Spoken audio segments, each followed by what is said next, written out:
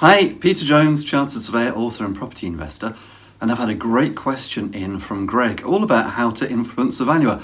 In a good way, I hasten to add. Nothing dodgy or illegal, I hope. So let's have a think about that. And by the way, if you're wondering, I am a Chartered Surveyor, and back in the dim and distant, I used to do mortgage valuation, so I've kind of got an insider's view on this. But let me start by paraphrasing Greg's question. It's quite a long question. He says a year and a half ago he bought a property, a little terraced house for £77,500. He's going to do a refurb on it, which will cost about £5,000. In the same street, there's been a couple of sales, one at £112,000 and one at £90,000, and he wants to get the property valued up at £110,000. But he says that the one which went for £112,000 was probably better than the one which was £90,000, but not that much better. So it's quite a sort of spread of values that he's noting down there. And he's basically saying, what's the best way to influence the valuer to get my property valued up at £110,000, which is the figure that he wants. Well, let's just start at the very beginning with this, because what is valuation? At the end of the day, it's all about opinion. Now, if you're not familiar with property, or if you're new to property, or if you're a bit binary or a bit technical, this might all sound a bit strange, because you'd think that the value is the value. But the reality is that within property, value is purely down to the perception of the person who's looking at the property. In this case, he's thinking about the valuer coming around. And although we can give the valuer some evidence, and although there's some guidelines, we could have 5 different valuers come out to a property and get 5 different figures. It's an art and it's not a science. That makes it very frustrating and very unpredictable. But we can only do what we can do. So what I would suggest that you do, Greg, is that you look at something like Rightmove sold prices, or you can go onto Mouse Price or Net House prices. There's lots of resources out there where you can look at sold prices, and you can look to see what evidence you have of sale prices for properties in your area, and you can look to find properties which are of the same or similar specification that your property is going to be when you finish doing the refurb. Now, you haven't told us what you're going to be spending the £5,000 on, but I'm guessing it's going to be a fairly basic refurb, something like kitchen, bathroom, decorations and carpets. And that's probably the best starting point for many of us, particularly if we're starting in property, to do a simple refurb like that. And that should add enough value. Now, the general principle is, of course, that we want to add more value than we spend. If we don't add more value than we spend, then we're just wasting our time anyway. And again, if you're unfamiliar with property, this might sound a bit strange that cost does not equal value. It doesn't.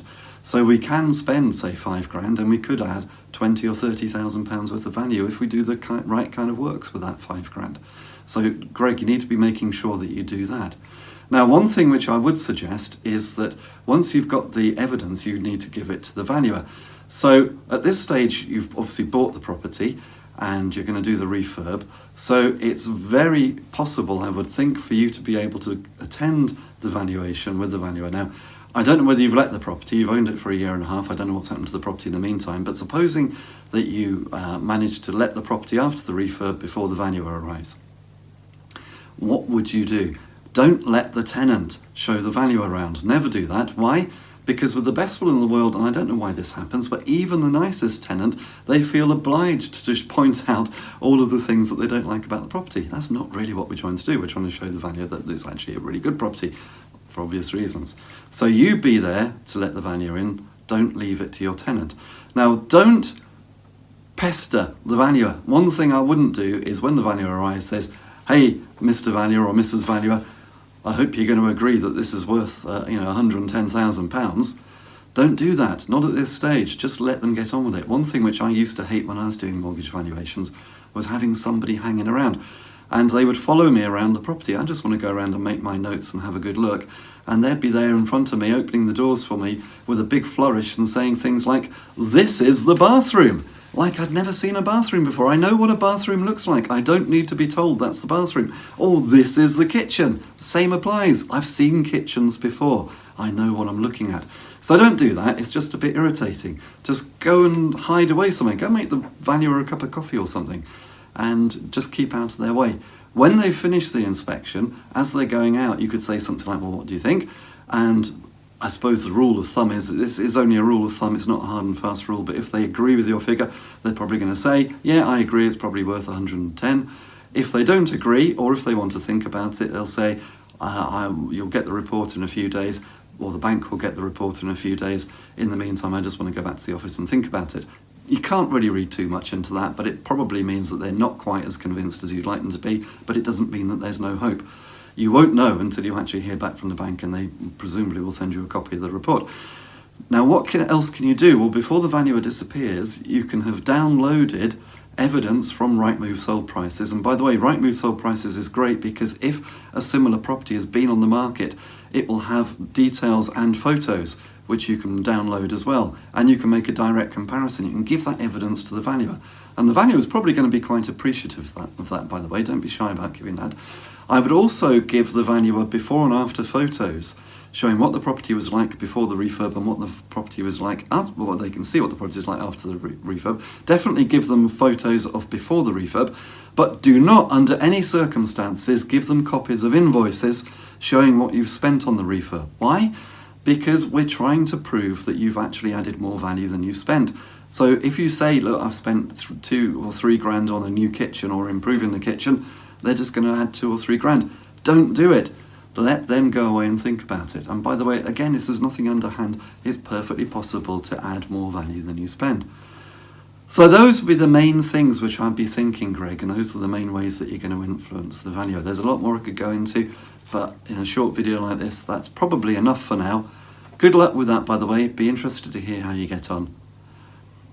And by the way, if you're just starting out in property, or if you want to ramp up your property business, then do come over to my website, www.thepropertyteacher.co.uk. Very important that you put the THE in at the beginning, otherwise you'll end up on somebody else's website, and we don't want that. But when you come over to my website, you'll find loads of resources. There's some free resources like free reports. There's also paid resources like my ebooks, including my best-selling ebook, which has sold thousands of copies, which is the Successful Property Investors Strategy Workshop, in which I take you through how I started in property, how I started literally with no money, but within 4 years I got to 2 million quid worth of property. I've carried on buying, by the way, but getting to 2 million was my initial goal. I did that in 4 years, starting with no money and starting from scratch, not really knowing how to do it. So I take you through all of that so you can do it much more quickly and you can avoid all the mistakes I made, and you can do all the things which I did right, which will hopefully speed you through your property journey. So come over to my website. It'd be great to see you there. There's my blog as well. Loads of good information there. Until next time, here's to successful property investing.